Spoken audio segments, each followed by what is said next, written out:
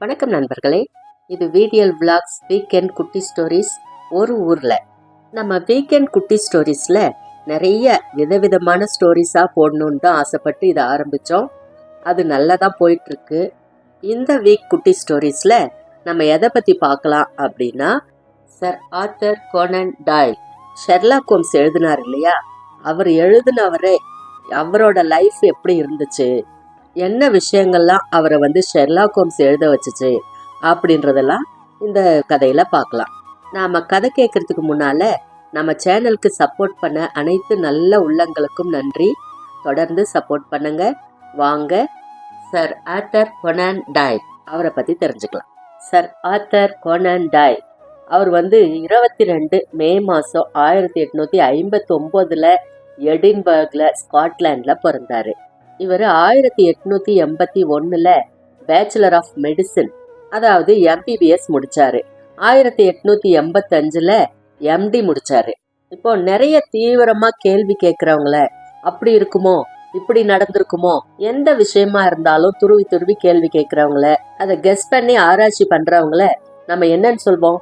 நீ என்ன பெரிய டிடெக்டிவா? சுஜாதா நாவல்ல வர கணேஷ் வசந்தா, நீ பெரிய டிடெக்டிவ் ஷெர்லாக் ஹோம்ஸா அப்படின்னு கேட்போம் இல்லையா? அந்த ஷெர்லாக் ஹோம்ஸையே உருவாக்குனவர் தான் சர் ஆர்தர் கோனன் டாயில். அவருடைய சொந்த கதையை கேட்கும்போது அது எப்படி இருந்துச்சுன்னா, ஷெர்லாக் ஹோம்ஸ் கதையை விட ரொம்பவே இன்ட்ரெஸ்டா இருந்துச்சு. அவரோட சொந்த கதையை எழுதணும்னா ஒரு புக்காவே போடலாம். ஆனா அது இப்ப நமக்கு தேவையில்லை. அவர் வாழ்க்கையில நடந்த ரொம்ப முக்கியமான விஷயங்களை பத்தி தெரிஞ்சுக்கலாம். ஒரு குற்றம் நடக்குதுன்னு வச்சுக்கோங்க. அப்போ போலீஸ் விசாரிப்பாங்க. போலீஸ் விசாரணை போதுமான அளவு இல்லாதப்ப ஒரு டிடெக்டிவ் பல்வேறு கோணங்களை துப்பறிஞ்சு உண்மையான குற்றவாளி யாருன்னு கண்டுபிடிச்சிருவாங்க. அவங்க எப்படி கண்டுபிடிக்கிறாங்க? குற்றம் நடந்த இடத்துக்கு போய் ஏதாவது ஒரு சில தடயங்களை கண்டுபிடிச்சு அதை வச்சு அவர் குற்றவாளியை கண்டுபிடிச்சு அதை தெளிவா நிரூபிக்கவும் செய்வாரு.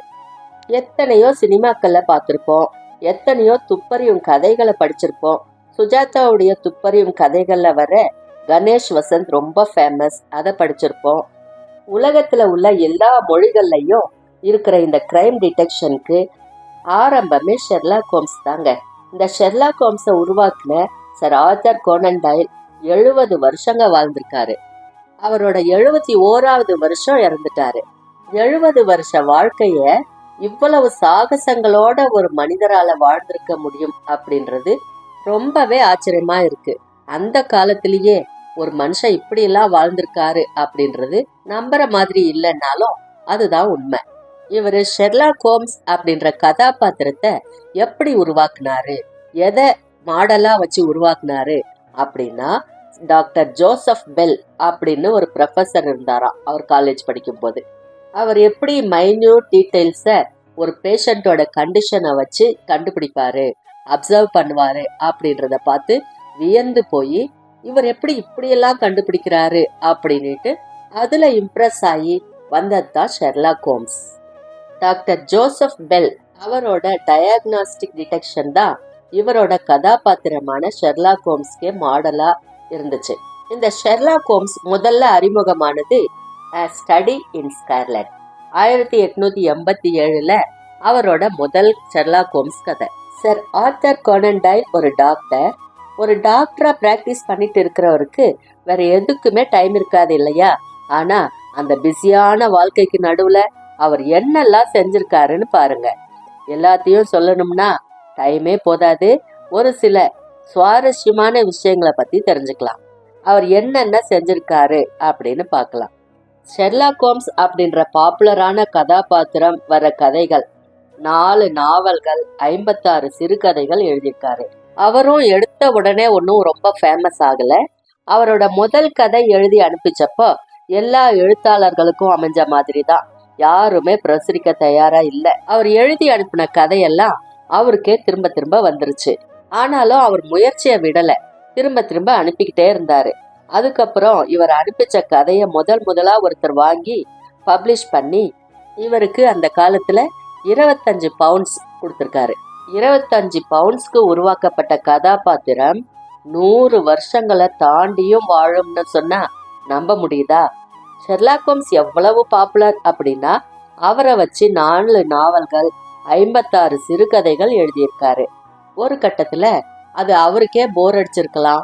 ஷெர்லாக் ஹோம்ஸ் நிறைய டிடெக்ட் பண்ணிட்டாரு, போதும் அப்படின்னு நினைச்சு அந்த சிறுகதைகளுக்கு நாவலுக்கு முற்றுப்புள்ளி வைக்கலாம் அப்படின்னு நினைச்சிருக்கலாம். அவரோட கடைசி கதையில ஒரு டேர்னிங் பாயிண்ட கொடுக்கறாரு. ஷெர்லாக் ஹோம்ஸ்க்கு ஒரு பெரிய எதிரி ஒருத்தர் இருந்தாரு. அவரோட பேரு ப்ரொஃபசர் மொரியார்டி. அவருக்கும் இவருக்கும் ஒரு பெரிய சண்டை ஒன்றும் இல்லை, ஆனா ஒரு கோல்டு வார் போயிட்டே இருந்துச்சு. கடைசியில அவங்க 2 பேருக்கும் நடந்த சண்டையில ஷெர்லாக் ஹோம்ஸ் ஒரு அருவியிலிருந்து தவறி விழுந்து இறந்து போயிட்டாரு அப்படின்னு சொல்லி கதையை முடிச்சு த எண்டு போட்டுட்டாரு. அதுக்கு பின்னால லண்டன்ல நடந்த விஷயங்களை அவராலேயே நம்ப முடியல. அடுத்த நாள் காலையில இருந்து லண்டன் மக்கள் தெருக்கல்ல நடக்கிற போது தங்களுடைய தொப்பிகள்ல கருப்பு பட்டைகளை அணிஞ்சு நடந்தாங்களாம். இது எதுக்காகன்னா ஷெர்லாக் ஹோம்ஸ் இறந்ததுக்கு துக்கம் அனுஷ்டிக்கிற விதமா இப்படி பண்ணாங்களாம். நாட்டுல ஒரு பெரிய தலைவர் இறந்தாலோ அல்லது ஒரு சோகம் நடந்தாதான் அவங்க அப்படி செய்வாங்க. ஆனா ஷெர்லாக் ஹோம்ஸ் இறந்து போனதுக்கு அத்தனை பேரும் கருப்பு பேட்ஜ் கட்டிட்டு நடந்தாங்களாம். லண்டன்ல ரொம்ப பாப்புலரா ஓடிட்டு இருந்த ஸ்ட்ராண்ட் மேகசின்ல அவரோட சீரீஸ் வந்துட்டு இருந்துச்சு அப்படின்றதால இனி அவரோட சீரீஸ் வராது அப்படின்ன உடனே 20,000 வாசகர்கள் அவங்களோட சப்ஸ்கிரிப்ஷனை கேன்சல் பண்ணிட்டாங்க. அதுக்கப்புறம் என்னாச்சுன்னா இங்கிலாந்து இளவரசருக்கு தந்தி மேல தந்தியா அடிச்சு குவிச்சுட்டாங்களாம். அப்பெல்லாம் போன்லாம் இல்ல இல்லையா, தந்தி தானே. அவ்வளவு தந்தி வந்திருக்கு, ஷெர்லாக் ஹோம்ஸை எப்படியாவது காப்பாத்துங்க அப்படின்னு. இத பொறுக்க முடியாத ராணியோட மாளிகையிலிருந்து சர் ஆர்தர் கோனன் டாயிலுக்கு ஒரு அழைப்பு அனுப்பி ஷெர்லாக் ஹோம்ஸை காப்பாத்துங்க அப்படின்னு கேட்டுக்கிட்டாங்க. அதுக்கு பின்னால அவர் எழுதிய கதையில ஷெர்லாக் ஹோம்ஸ் அருவில இருந்து குதிச்சாரே தவிர, இறந்த மாதிரி நடிச்சாரே தவிர அவர் உண்மையில இறக்கல, திரும்பவும் எழுந்து வந்துட்டாரு அப்படின்னு எழுதின பிறகுதான் லண்டன் மக்கள் சமாதானமானாங்களாம். அந்த அளவுக்கு மக்கள் மத்தியில ஷெர்லாக் ஹோம்ஸ் வாழ்ந்துட்டு இருந்திருக்காரு அப்படின்னு தான் சொல்லணும். அன்னைக்கு மட்டுமல்ல, இன்னைக்கும் ஷெர்லாக் ஹோம்ஸ் பாப்புலர் தான். இப்ப கூட இந்த காலத்துல கூட ஷெர்லாக் ஹோம்ஸோட நாடகம் எங்கேயாவது ஒரு இடத்துல நடந்துட்டு தான் இருக்கும். நெட்ஃபிளிக்ஸ்ல கூட ஷெர்லாக் ஹோம்ஸ் சீரீஸ் வந்துகிட்டே இருக்கு, சினிமா கூட வந்துட்டு இருக்கு. சர் ஆர்தர் கோனன் டாயில் எழுதிய ஷெர்லாக் ஹோம்ஸ் கதைகளை பிடிச்சு போய் பல கதாசிரியர்கள் இந்த காலத்துக்கு தகுந்த மாதிரி சிறு சிறு மாற்றங்களை ஏற்படுத்தி கதையை எழுதி வெளியிட்டு தான் இருக்காங்க. அப்படிப்பட்ட கதைகளை எழுதிய ஒரு டாக்டருக்கு வேற எதுக்காவது டைம் இருக்குமா? ஆனா அவரு வேற மாதிரி. சரி, அவர் என்னென்னலாம் செஞ்சாரு அப்படின்னு பார்க்கலாம். முதலாவது, சர் ஆர்தர் கோனன் டாயில் ஒரு நல்ல கிரிக்கெட் பிளேயர். நிறைய கிரிக்கெட் மேட்ச்ல விளையாடி ஜெயிச்சிருக்காரு. ரெண்டாவது, அவர் ஒரு பாக்ஸர். பாக்ஸிங்னா அவருக்கு அவ்வளவு பிடிக்குமா, நிறைய செஞ்சிருக்காராம். மூணாவதா, பனிச்சறுக்கு விளையாட்டு. சுவிட்சர்லாண்ட்லயே நிறைய தூரம் பனிச்சறுக்கு அப்படின்ற விளையாட்டை தொடங்கி வச்சதே சர் ஆர்தர் கோனன் டாயில் தான். ஒரு டாக்டருக்கு எப்படி இவ்வளவு விளையாட்டுல ஆர்வம் இருக்க முடியும்? நாலாவது, நீதிமன்ற நடைமுறைகள். ஒரு குற்றவாளிக்கு தண்டனை விதிக்கப்பட்டுட்டா அந்த தண்டனையை எதிர்த்து மேல்முறையீடு செய்யறதுக்கு அந்த காலத்து இங்கிலாந்து சட்டத்துல இடமில்லை. கோனன் டாயில் என்ன பண்ணாரு? ஒரு குற்றவாளிக்கு தண்டனை விதிக்கப்பட்டா அதை எதிர்த்து அப்பீல் செய்யறதுக்கு வழி இருக்கணும் அப்படின்னு கேட்டு லெட்டர் எழுதி போராடி அந்த உரிமையை நீதிமன்றங்கள்ல வாதாடி வாங்கி கொடுத்தவரே சர் ஆர்தர் கோனன் டாயில் தான். அடுத்தது அஞ்சாவது, தடுப்பூசி போட்டுக்கிறதுக்கு நாமெல்லாம் எவ்வளவு பயப்படுறோம் இல்லையா? இந்த காலத்திலேயே அவ்வளவு பயப்படுறோம், ஏதாவது பிரச்சனை ஆயிருமா, சைடு எஃபெக்ட் வந்துருமா அப்படின்லாம். ஆனா அந்த காலத்துல இன்னும் எவ்வளவு பயந்துருப்பாங்க, எவ்வளவு பேரு பயந்துருப்பாங்க, சந்தேகப்பட்டிருப்பாங்க, கவலைப்பட்டிருப்பாங்க. ஆனா 1900ஆம் ஆண்டு முதலா வேக்சினேஷன் வந்தப்ப யாருமே போட்டுக்க முன் வரல, எல்லாருமே பயப்படுறாங்க. அந்த நேரத்துல சர் ஆர்தர் கோனன் டாயில் என்ன செய்யறாருன்னா, முதல்ல வேக்சினேஷன் போட்டே ஆகணும், அது உங்களோட கடமை அப்படின்னு மக்களுக்கு சொல்றதுக்காக பல கட்டுரைகள் எழுதியிருக்கிறாராம். அவரோட கட்டுரைகளை படிச்சு தெளிவாகி நிறைய பேர் வேக்சினேஷன் போட்டுக்கிட்டாங்களாம். ஆறாவது விஷயம் என்னன்னா, அவர் செஞ்சுக்கிட்டு இருந்த பொது மருத்துவத்துறையில இருந்து கண் மருத்துவரா மாறி இருக்காரு. இவர் ஒரு டாக்டர்னா கிளினிக் வச்சுட்டு பிராக்டிஸ் பண்ற டாக்டர் இல்ல. அட்வென்ச்சர் ஷிப்ஸ்லாம் இருக்கும்ல, புதிய புதிய நாடுகளை கண்டுபிடிக்கிறதுக்காக பயணம் போற கப்பல்கள், அந்த மாதிரியான கப்பல்கள்ல டாக்டரா இருந்திருக்காரு. ஆர்டிக், வெஸ்ட் ஆப்பிரிக்கா அப்படின்ற இருண்ட நாடுகளை கண்டுபிடிக்கிறதுக்காக போகும் இல்லையா கப்பல்கள், அதுல டாக்டரா இருந்திருக்காரு. இவ்வளவுலாம் செஞ்சுட்டு இருந்தவருக்கு குடும்பம் குழந்தைகள்லாம் இருந்திருக்குமா என்ன? அப்படிதானே நினைப்போம். ஆனா அவருக்கு குடும்பம் குழந்தைங்கள்லாம் இருக்கதான் செஞ்சது. 1885ல லூயிசா ஹாக்கின்ஸ் அப்படின்றவங்கள மேரேஜ் பண்ணிக்கிட்டு மேரி கிங்ஸ்லி அப்படின்னு 2 குழந்தைங்களை பெற்றெடுத்திருக்கிறாரு. முதல் மனைவி இறந்து ஒரு வருஷத்துக்கு பின்னால 1906வது வருஷம் ஜீன் லெக்கி அப்படின்றவங்கள மேரேஜ் பண்ணி டெனிஸ், அட்ரியன், ஜீன் அப்படின்னு 3 குழந்தைங்களை பெற்று நல்லபடியா வளர்த்திருக்காரு. அவர் நல்ல ஒரு பொறுப்பான கணவனாகவும் நல்ல ஒரு பொறுப்பான தந்தையாகவும் வாழ்ந்திருக்காரு. அவருடைய மனைவி ஒரு நீண்ட கால நோயாளி. மனைவிக்கு தேவையான எல்லா வேலைகளையும் இவர் தான் பார்த்துட்டு இருந்தாரு.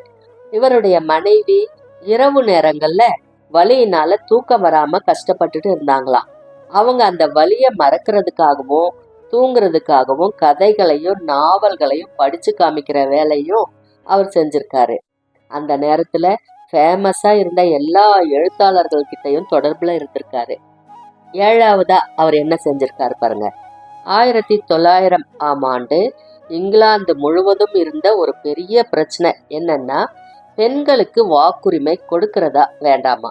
இந்த பிரச்சனையில பெண்களுக்கு வாக்குரிமை கொடுத்தே ஆகணும் அப்படின்னு வலியுறுத்தி கட்டுரைகள் எழுதி களத்துல இறங்கி போராடி வெற்றியும் பெற்று இருக்கிறாரு சர் ஆர்தர் கோனன் டாயில். ஒரு மனிதன் எத்தனை ரோலை பிளே பண்ணியிருக்காரு அவரோட 70 வயது வாழ்க்கையில. அப்பேற்பட்ட திறமை வாய்ந்த கோனன் டாயிலால உருவாக்கப்பட்டதுதான் ஷெர்லாக் ஹோம்ஸ். ஷெர்லாக் ஹோம்ஸ் கதைகள்ல ஷெர்லாக் ஹோம்ஸும் டாக்டர் வாட்சனும் பேசுற மாதிரி தான் இந்த கதை நம்ம சேரும். டாக்டர் வாட்சன் ஷெர்லாக் ஹோம்ஸ் கண்டுபிடிக்கிற எல்லா கேஸ்லையும் எப்படி கண்டுபிடிச்சாரு அப்படின்னு வியந்து போய் கேட்க அதை எக்ஸ்பிளைன் பண்ற மாதிரி தான் இந்த கதைகள் இருக்கும். இப்போ ஷெர்லாக் ஹோம்ஸும் டாக்டர் வாட்சனும் சந்திக்கிற முதல் காட்சியை எழுதுற போதே இந்த 2 பேருமே, இந்த 2 கதாபாத்திரமுமே நமக்கு சொந்தமாகி போயிடும். டாக்டர் ஜான் வாட்சன் போர்ல ஈடுபட்டு அந்த போர்ல ஒரு பெரிய வெடிகுண்டு விபத்து நடக்குது. அந்த வெடிகுண்டு விபத்துல பாதிக்கப்பட்டு கால் அடிபட்டு கால் சரியா நடக்க முடியாம போய் போர்ல இருந்து திரும்பி லண்டனுக்கு வராரு. இப்படிதான் இந்த கதை ஆரம்பிக்குது. திரும்பி வந்த பிறகு லண்டன்ல நடந்து போயிட்டு இருக்கிறாரு. அப்போ ஒரு நண்பரை பாக்குறாரு. அந்த நண்பர்கிட்ட பேசிட்டு இருக்கிறப்ப அவர் சொல்றாரு, லண்டன் இஸ் வெரி காஸ்ட்லி, என்னால தனியா வீடு எடுத்து தங்க முடியாது, யாரோடையாவது ஒரு வீட்டை நான் ஷேர் பண்ணிக்க முடியுமா அப்படின்னு கேக்குறாரு. வாடகையை ஷேர் பண்ணிக்கிட்டா எனக்கு கொஞ்சம் உதவியா இருக்கும் அப்படின்னு சொல்றாரு. அவரோட ஃப்ரெண்டு சொல்றாரு, இன்னைக்கு காலையில தான் இன்னொருத்தர் இதே மாதிரி கேட்டாரு, அவருக்கு ஒரு வீடு கிடைச்சிருக்கான், அந்த வீட்டை வாடகையை அவரால் முழுசா கொடுக்க முடியாதான், என் கூட யாராவது தங்கி வாடகையை ஷேர் பண்ணிக்குவாங்களா அப்படின்னு கேட்டாரு அப்படின்னு சொல்றாரு. உடனே வாட்சன் சொல்றாரு, வாங்க நம்ம 2 பேரும் போய் அவரை பார்க்கலாம் அப்படின்னு 2 பேரும் புறப்படுறாங்க. 2 பேரும் போய் அவரை பார்க்கறாங்க. டாக்டர் வாட்சனும் ஷெர்லாக் ஹோம்ஸும் முதல்ல சந்திக்கிற சந்திப்பு எப்படி இருந்திருக்கணும். ஆனா அது சொல்லவே முடியாத அளவுக்கு ரொம்ப மோசமா இருந்துச்சு. அது என்னன்னா, ஒரு டெட் பாடிய ஷெர்லாக் ஹோம்ஸ் ஒரு கட்டையால அடின்னு அடிச்சிட்டு இருக்கிறாரு. டாக்டர் வாட்சனுக்கு அந்த காட்சியை பார்க்கவே முடியல. இறந்து போயிருக்கிற ஒருத்தனை எதுக்கு இப்படி அடிக்கிறாரு, இவர் என்ன மனுஷன் தானா அப்படின்னு யோசிக்கிறாரு. நிறுத்துங்க, இந்த இறந்து போன உடம்பை எதுக்கு இப்படி அடிக்கிறீங்க அப்படின்னு டாக்டர் வாட்சன் கேட்கிறாரு. நான் ஒரு கிரைம் இன்வெஸ்டிகேஷன் பண்ணிட்டு இருக்கிறேன். அந்த டெட் பாடியில நிறைய காயங்கள் இருந்தது. அந்த காயங்கள் எப்போ ஏற்படுத்தப்பட்டது, உயிரோட இருக்கிறப்ப அடிச்சா அந்த காயங்கள் எப்படி இருக்கும், இறந்து போன பின்னால் அடிச்சா அந்த காயங்கள் எப்படி இருக்கும், அந்த வித்தியாசத்தை தெரிஞ்சுக்கிறதுக்காகத்தான் நான் இப்படி செஞ்சுட்டு இருக்கேன் அப்படின்றாரு. டாக்டர் வாட்சனுக்கு பேச்சே வரல. இப்போ ஷெர்லாக் ஹோம்ஸ் வாட்சனை பார்த்து சொல்றாரு, உங்க கூட வீட்டை ஷேர் பண்ணிக்கிறதுல எனக்கு விருப்பம்தான் அப்படின்னு சொல்றாரு. வாட்சனுக்கு அதிர்ச்சிக்கு மேல அதிர்ச்சி. என்ன, நாம எதுவுமே சொல்லலையே, எப்படி இவர் இப்படி கேக்குறாரு அப்படின்னு யோசிக்கிறாரு. அவரு நண்பரை பாக்குறாரு. நீ ஏதாவது சொன்னியா அப்படின்னு கேக்குறாரு. அவரும் எதுவும் சொல்லல. அவருக்கும் அதே அதிர்ச்சி தான். டாக்டர் வாட்சன் கேக்குறாரு, நான் இன்னும் சொல்லவே இல்லையே, நான் உங்க வீட்டை ஷேர் பண்ணிக்கிறேன்னு. எப்படி கண்டுபிடிச்சிங்க அப்படின்றாரு. ஷெர்லாக் ஹோம்ஸ் சொல்றாரு, இதுல என்ன பெரிய ஆச்சரியம் இருக்கு? It's elementary doctor Watson. இதுதான் இதுல ரொம்ப ஃபேமஸான ஒரு டைலாக். இந்த கதைகள்ல இது அடிக்கடி வரும். அந்த ஃப்ரேஸ்க்கு என்ன அர்த்தம்னா, இது ரொம்ப சிம்பிள், ஈஸியா சால்வ் பண்ணக்கூடிய விஷயம்தான் அப்படின்றது தான் இதோட அர்த்தம். டாக்டர் வாட்சன் எப்படி கண்டுபிடிச்சிங்க அப்படின்னு கேட்கும் போதெல்லாம் ஷெர்லாக் ஹோம்ஸ் சொல்வாரு, இட்ஸ் எலிமெண்ட்ரி டாக்டர் வாட்சன் அப்படின்னு. இன்னைக்கு காலையில தான் இதே நண்பர்கிட்ட என் வீட்டை ஷேர் பண்ணிக்க யாராவது கிடைப்பாங்களா அப்படின்னு கேட்டேன். இப்ப அவரு உங்களை கூட்டிட்டு வராரு. அப்ப வீட்டை ஷேர் பண்ணிக்கத்தானே நீங்க வந்திருக்கணும். இதுல என்ன கண்டுபிடிக்கிறதுக்கு இருக்கு அப்படின்னு கேஷுவலா சொல்றாரு. என் கூட உங்க வீட்டை ஷேர் பண்ணிக்க உடனே ஒத்துக்கிட்டீங்களே. என்னை பத்தி உங்களுக்கு எதுவுமே தெரியாதே. உங்களை பத்தி என்ன தெரியணும்? நீங்க ஆர்மில வேலை பார்த்திருக்கிறீங்க, போர்ல இருந்து திரும்பி வந்திருக்கீங்க. நீங்க கண்டிப்பா சண்டை போடுறவர் மாதிரி தெரியல. நீங்க ஒரு டாக்டர் மாதிரி ஏதாவது ஒரு வேலை செஞ்சுட்டு இருந்திருப்பீங்க. அடிபட்டு லண்டனுக்கு திரும்ப வந்திருக்கீங்க. ஆனா உங்களுக்கு பட்ட அடி காலில் பட்ட அடி இல்ல, உங்க மனசுல பட்ட அடி. நீங்க ஒரு டாக்டரை பார்க்க வேண்டியதில்ல, ஒரு சைக்கியாட்டிஸ்ட தான் பார்க்கணும் அப்படின்றாரு. டாக்டர் வாட்சனுக்கு அதிர்ச்சிக்கு மேல அதிர்ச்சி. எப்படி இவரு இப்படி கூட இருந்து பார்த்த மாதிரி சொல்றாரே அப்படின்னு. நான் ஆர்மில இருந்தேன், அங்க எனக்கு விபத்து ஏற்பட்டிருக்கு, என்னோட கால் பாதிக்கப்பட்டிருக்குன்னு தான் நான் வந்திருக்கேன். உனக்கு கால்ல அடி இல்ல, மனசுல அடின்னு எப்படி சொல்றாரு அப்படின்னு வாட்சன் கேட்க, ஷெர்லாக் ஹோம்ஸ் சொல்றாரு, நீங்க நடந்து வந்த முறையிலிருந்து எனக்கு தெரிஞ்சிருச்சு, நீங்க ஆர்மில இருந்து வந்திருக்கீங்க. இப்படி ஒரு மீசைய வச்சுக்கிட்டு வேற யார் வருவாங்க? அப்ப பாதையில வந்தவங்க விபத்துல அடிபட்டு தானே வந்திருப்பீங்க. என்னை பார்க்க வந்தப்ப ரொம்பவே நொண்டி நொண்டி வந்தீங்க. ஆனா நானும் நீங்களும் பேசுறப்ப நீங்க எழுந்து நடக்க ஆரம்பிச்சீங்க. அப்ப அவ்வளவா நொண்டல. அதுல இருந்து எனக்கு தெரிஞ்சது, பிரச்சனை கால்ல இல்ல, உங்க மனசுலதான் அப்படின்னு. கால்ல பிரச்சனை இருக்கிறதா நீங்க நினைச்சிட்டு இருக்கிறது தான் பிரச்சனை அப்படின்னு நான் தெரிஞ்சுக்கிட்டேன். அதிர்ந்து நிக்கிற டாக்டர் வாட்சனை பார்த்து ஷெர்லாக் ஹோம்ஸ் சொல்றாரு, எனக்கு நேரமாச்சு, நான் போகணும். My name is Sherlock Holmes. The address is 221B Baker Street. இன்னைக்கு நீங்க லண்டனுக்கு போனாலும் நீங்க பார்க்க வேண்டிய ஃபேமஸான இடங்கள்ல 221B பேக்கர் ஸ்ட்ரீட் அப்படின்ற அட்ரஸும் இருக்கு. அதுதான் ஷெர்லாக் ஹோம்ஸ் வாழ்ந்துட்டு இருந்ததா சர் ஆர்தர் கோனன் டாயில் எழுதியிருக்கிறதுனால இன்னைக்கு கூட கூட்டம் கூட்டமா வந்து பார்க்குற ஒரு இடமா தான் அது இருக்கு. அப்பேற்பட்ட கதாபாத்திரமான ஷெர்லாக் ஹோம்ஸ், அதை எழுதிய சர் ஆர்தர் கோனன் டாயில், அவரை பத்தி நிறைய சுவாரஸ்யமான தகவல்களை இந்த எபிசோட்ல நம்ம தெரிஞ்சுக்கிட்டோம். இனி அடுத்தடுத்த எபிசோட்ல நடுவே ஷெர்லாக் ஹோம்ஸ் டிடெக்டிவ் ஸ்டோரிஸ் கூட பார்க்கலாம். மீண்டும் அடுத்த வீக்கெண்ட்ல ஒரு குட்டி ஸ்டோரியோட கதை கேட்கலாம். அது வரைக்கும் உங்ககிட்ட இருந்து நன்றி கூறி விடை பெறுவது VDL Vlogs. VDL. நன்றி, வணக்கம்.